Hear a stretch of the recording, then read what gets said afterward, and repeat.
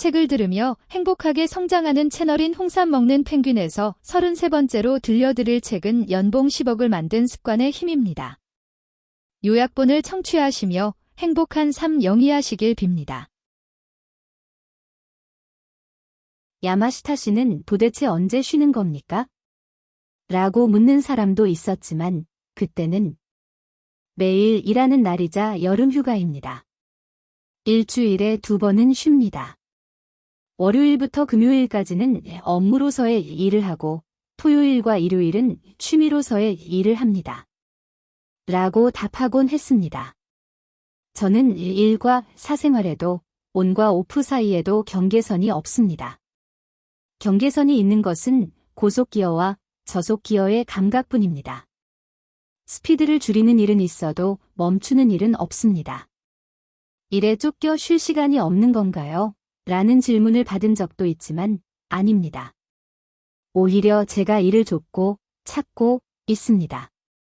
그리고 일이 재미있어서 쉬지 않아도 괜찮은 건가요? 라는 질문도 있었습니다. 하지만 그것도 아닙니다. 재미있어서 쉬지 않는 것이 아니라 쉬지 않고 일을 함으로 재미있는 것입니다. 어스 긴자점에 입사한 지 얼마 안 되었을 때 고쿠분 사장은 제게 이런 조언을 해주었습니다.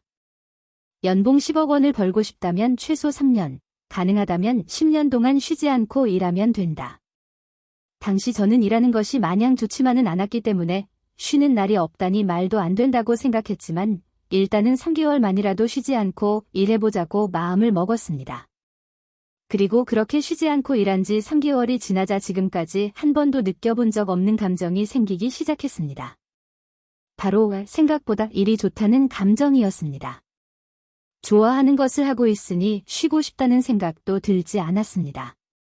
그리고 또다시 1년이 지났을 때는 일이 정말 좋다는 생각으로 바뀌었습니다. 그리고 3년이 지났을 때에는 일과 휴식의 경계가 사라지게 되었습니다. 고쿠분 사장은 저에게 연봉 10억 원 이상을 벌고 싶다면 일을 사랑하는 것이 우선이라는 사실을 알려준 것입니다. 지금은 일상의 모든 것들을 일과 결부짓게 되었습니다.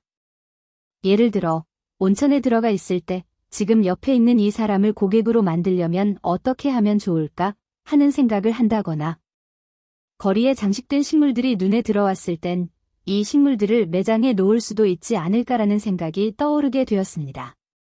출근했을 때가 아니더라도 일을 만들어 낼 수 있게 된 것입니다. 예전에 저는 일을 나를 위한 것이라고만 생각했습니다. 나만 괜찮으면 된다고 자신을 속이며 좋아하지도 않는 일을 무리해서 하고 있었습니다. 하지만 지금의 제게 일은 사회를 위한 일로 바뀌었습니다. 개인의 만족을 위해서 일하는 것이 아니라 모두에게 도움이 되는 일을 하고 싶다라는 뜻을 갖고 임하고 있습니다. 3년 동안 진심을 다해 일하면 싫었던 일이 사회를 위한 일이 되고 좋아하는 취미로 바뀌게 됩니다. 자신의 시간을 은행에 저금한다는 마음으로 차곡차곡 쌓아나간다면 머지않아 많은 이자가 붙어 자신에게 돌아올 것입니다. 처음부터 좋아하는 일은 없습니다. 좋아하는 일은 찾는 것이 아니라 자신이 만드는 것입니다. 연봉 10억을 만든 습관의 힘 중에서